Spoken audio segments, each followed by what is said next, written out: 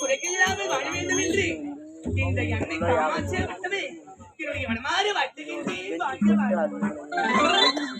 உன்னை நான் பார்க்க வந்திருக்கின்றேன். என்ன காரணம் என்று தெரியுமா? 100 வயது வரப்போகுது.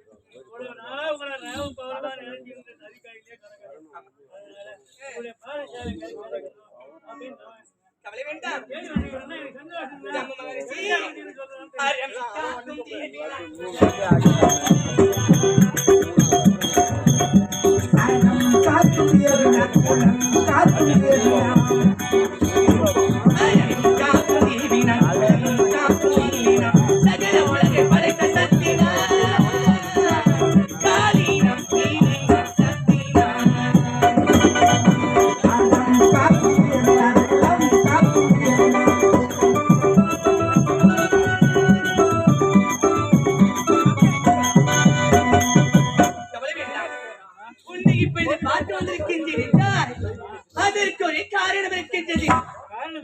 என்ன காரணம் தெரியுமா?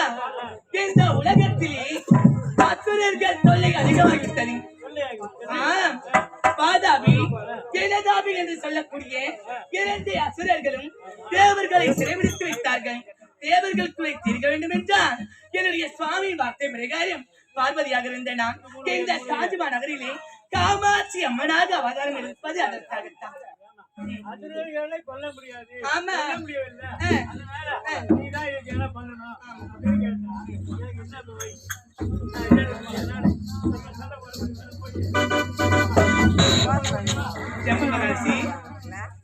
தேவர்களாலேயே ஒன்றும் செய்ய முடியாத வளம் கொண்ட அசுரர்கள் இந்த 100 வயதாக போகின்ற கிழவனால் என்ன செய்ய முடியும்?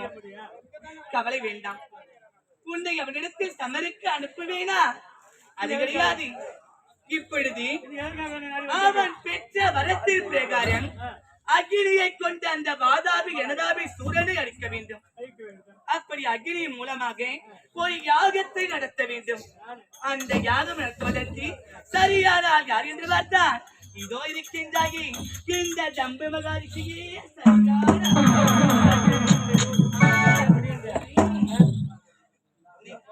சரியான முடியும். ஆனால் ஒரு யாகம் ஒன்று நடைபெற வேண்டும். ஆனால் உனக்கோ 100 வயது ஆகப் போகின்றது. இதுவரை நீ திருமணமே செய்ய கிடையாது. திருமணம் ஆகாத உன்னால் வேண்டாம் என்றுதான் பிறவியாக இருக்கின்றேன். நீ இந்த யாகத்தை செய்தால் அது முழுமை வராது. உனக்கு இப்போது நான் திருமணம் செய்து வைக்கப் போகின்றேன். உனக்கு நான் கல்யாணம் செய்து வைக்க போகிறேன். ஆமா,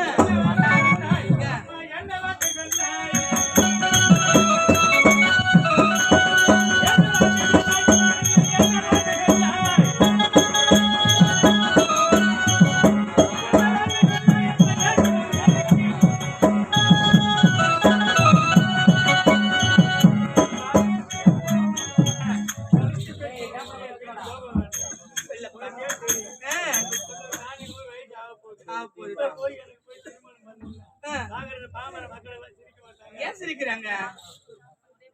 தேவர்களுக்குரிய தீர வேண்டும் என்றால் உனக்கு திருமணம் நடந்தால் மட்டுமே மனக்கோலத்தோடு யாகத்தை நடத்த முடியும்.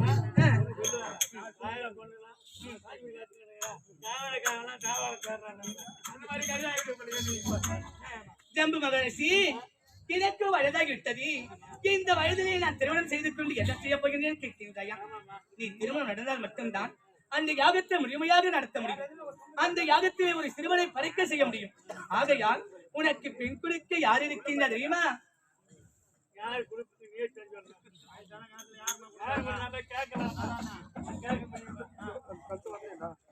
உனக்கு மணமகள் வேண்டும், அவ்வளவுதானே? கவலை வேண்டாம். என்னுடைய மகள் இருக்கின்றால் அசையந்தி.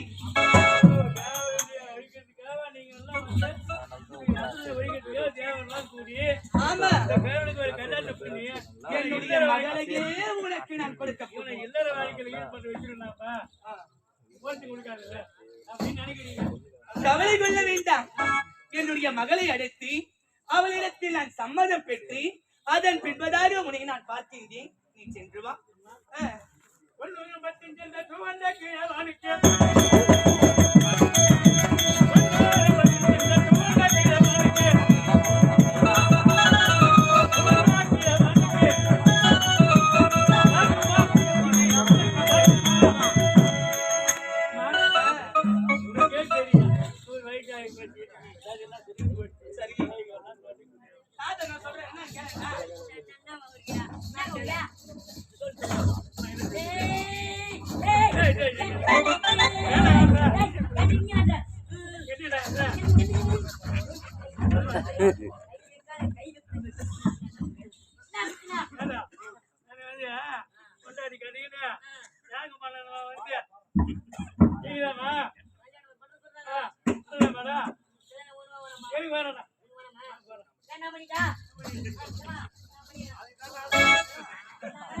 ஏண்டா சாமி பண்ணாதான் இந்த யோகம் செய்ய முடியும்.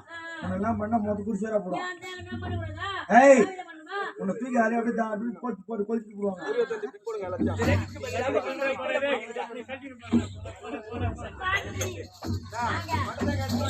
ராஜா, அங்கே இருப்பது விறகா இல்லை நீயா என்று தெரியாமல் உள்ளே வைத்து விட போகின்றார். சற்று ஓரமாக நீ என்னுடைய மகளை அழைத்து விழுந்து உன் பொண்ணு கட்டிக்கிறான்னு கேளு. கட்டியான பாப்பா எனக்கு பிடிச்சா கட்டிக்குவேன்.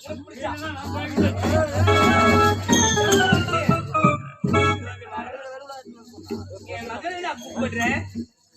உனக்கு அவளை பிடிச்சிருந்தா நீ கல்யாணம் பண்ணிப்ப.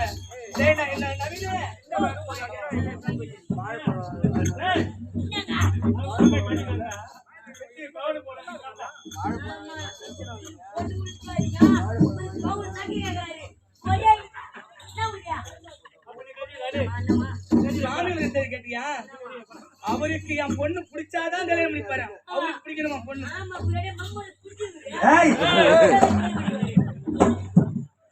சரி குஞ்சு இல்ல யாரு வாழ்க்கை